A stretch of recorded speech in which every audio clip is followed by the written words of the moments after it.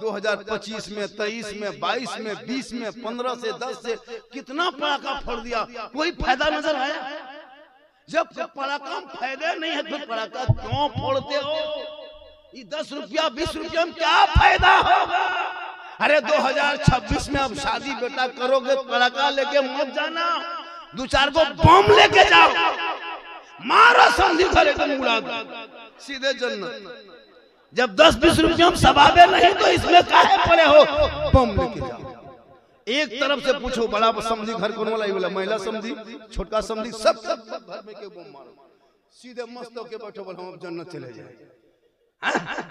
तौबा कर, उन पैसों को बचा के मकतब में, मस्जिद में, मदरसों में लगा, ताकि बाल बच्चे पढ़ेंगे, सड़कों पे चलेंगे, सीना तान के कहेंगे सबसे आला वो आला, हमारा नबी सबसे वाला वो आला।